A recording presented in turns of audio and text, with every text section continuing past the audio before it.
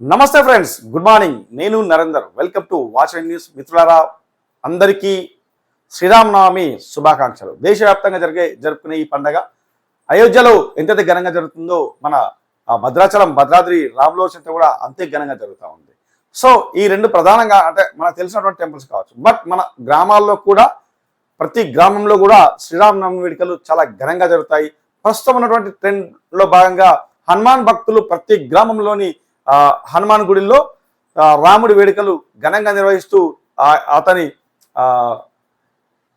పెళ్లి ఉత్సవాల్ని ప్రతి గ్రామంలో అంగరంగ వైభవంగా నిర్వహిస్తూ ఉంటారు. సో ఇది ఈరోజు ప్రత్యేకత కావచ్చు అయిన రోజు.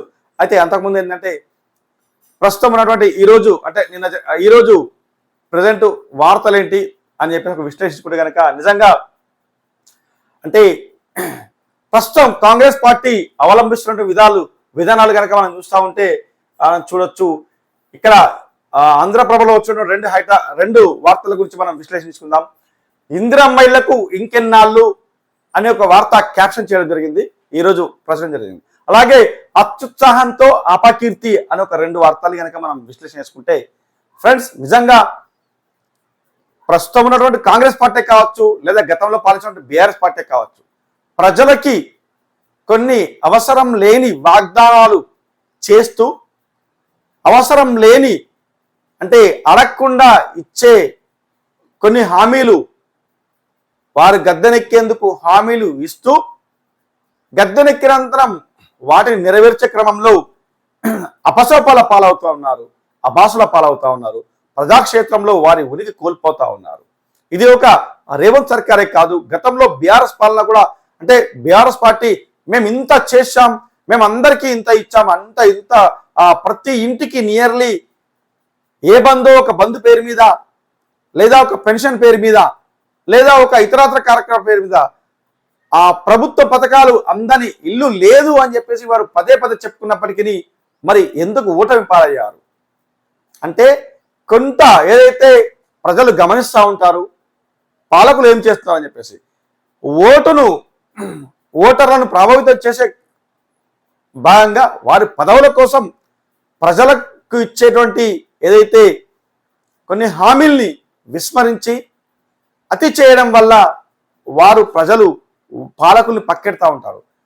అలా పక్కకెట్టినటువంటి బీఆర్ఎస్ పార్టీ పక్కకెట్టి కాంగ్రెస్ పార్టీకి అధికారం ఇస్తే ఎలాగూ బీఆర్ఎస్ మీద ఉన్నటువంటి వ్యతిరేకత పార్టీ కొంత సీట్ ఎదురవుతుంది. కాకపోతే కొంత ఏది పవర్ బిల్లు అంటే 200 యూనిట్ల మాఫీ కావచ్చు, లేదా ఇందిరమ్మ హౌసెస్ కావచ్చు, లేకపోతే 2 లక్షల వరకు రుణమాఫీ కావచ్చు, ఈ మహాలక్ష్మి పథకం కావచ్చు, ఈ 4 అంశాలు అయితే ప్రధానంగా కాంగ్రెస్ పార్టీని హైలైట్ చేసింది, ప్రస్తుతం గద్దెనెక్కిందని చెప్పుకోవచ్చు. ఇందులో భాగంగా 200 యూనిట్ల వరకు ఫ్రీ ఇస్తున్నటువంటి సందర్భాలు ఉన్నాయి. మహాలక్ష్మి పథకం 100% సక్సెస్ అవుతూ ఉంటుంది. ఈ 2 పథకాలు సక్సెస్ అయినప్పటికీ మిగతా సక్సెస్ కాని అంశం ఏంటంటే 2 లక్షల రుణమాఫీ.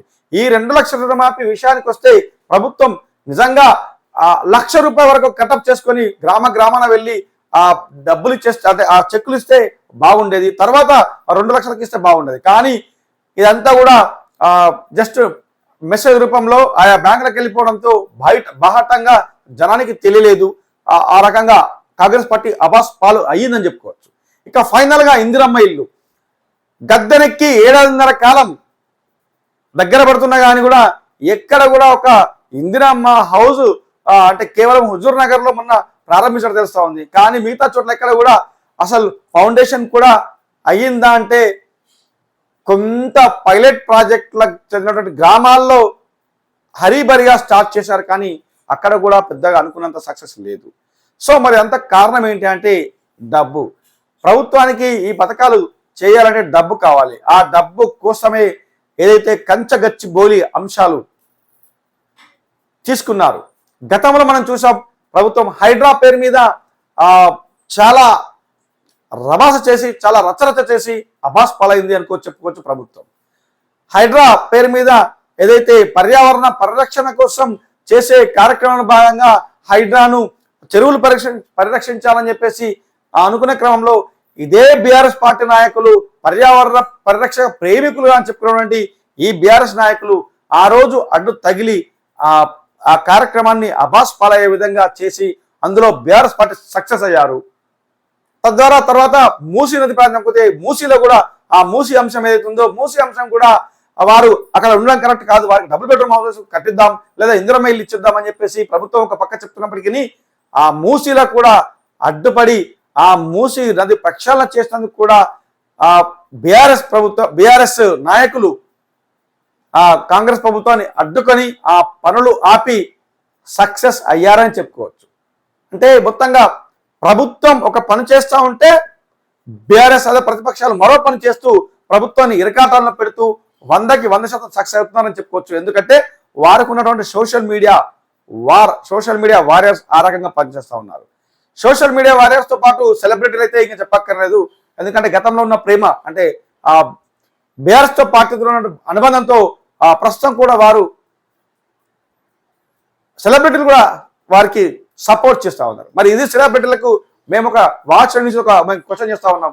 నిజంగా మీరు సెలబ్రిటీలు అయితే మరి ఎందుకు ఇంత బెట్టింగ్ యాప్స్ కానీ ఇవన్నీ కానీ ఎందుకు ప్రమోట్ చేస్తున్నారు? మరి ఆ ప్రమోట్ చేసిన వారి మీద ఎందుకు నోరు మదపడం లేదు?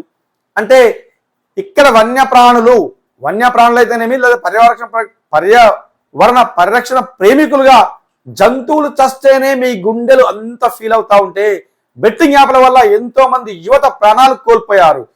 ఏ ఒక్క సెలబ్రిటీ విధమైన స్పందించాలంటే ఎవ్వడు స్పందించలేడు. ఎందుకంటే వారికి బిల్డప్ కావాలా, పర్యావరణ పరిరక్షణ ప్రేమికులు కావాలా, మనుషులతో అక్కర్లేదు సెలబ్రిటీలకి. సో ఇది సెలబ్రిటీల ఒక అంశం. ఇక ఫైనల్ గా ఎస్సీ విషయానికి వస్తే ఆ ఎస్సీ ప్రభుత్వం ఏదైతే కాంగ్రెస్ ప్రభుత్వం ఆ ఎస్సీ ఏదైతే గచ్చిబౌలి సంబంధించినటువంటి 400 ఎకరాలు గతంలో ఏదైతే ఒక ప్రైవేట్ వ్యక్తికి దాన్ని కేటాయించారు, అది హైకోర్టు సుప్రీంకోర్టులలో కేసు పెండింగ్ లో ఉండడంతో కోర్టులో కేసులో పెండింగ్ ఉండడంతో ఆ భూముల్ని గత బీఆర్ఎస్ ప్రభుత్వం అమ్మలేకపోయింది.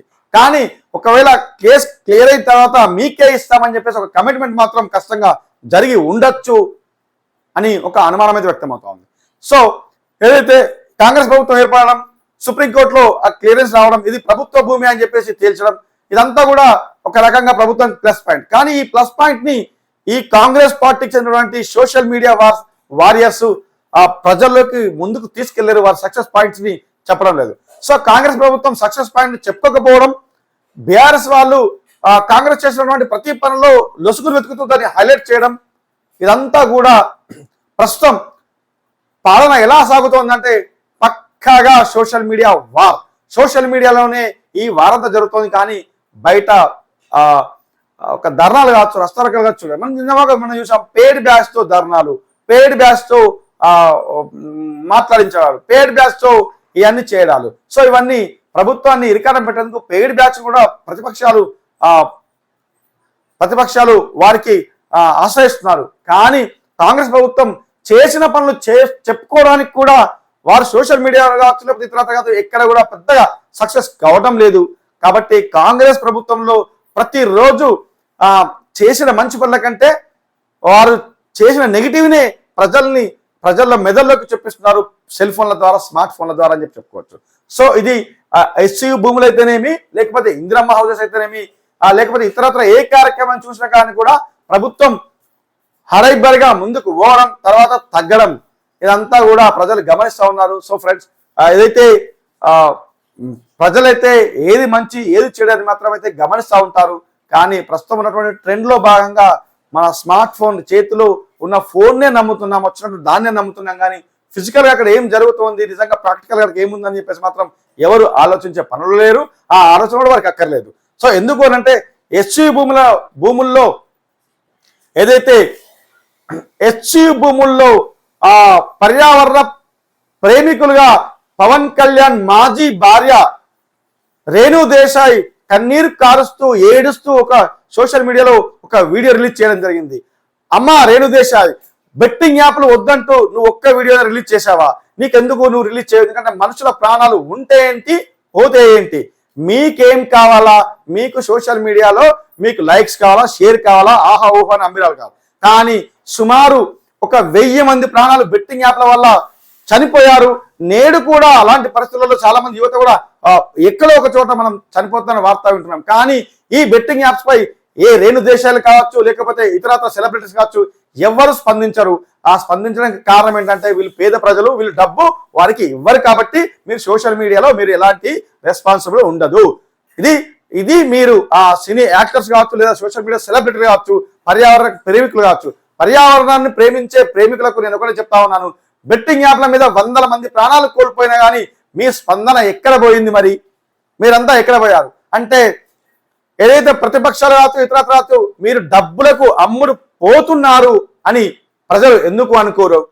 సో ఇది ప్రస్తుతం ఉన్నటువంటి కాంగ్రెస్ ప్రభుత్వం ఉన్నటువంటి బురజల్లే ప్రయత్నం కావచ్చు, లేదా బీఆర్ఎస్ పార్టీ ముసలి కన్నీరు కావచ్చు, ఇదంతా కూడా ప్రజలు గమనిస్తూ ఉన్నారు.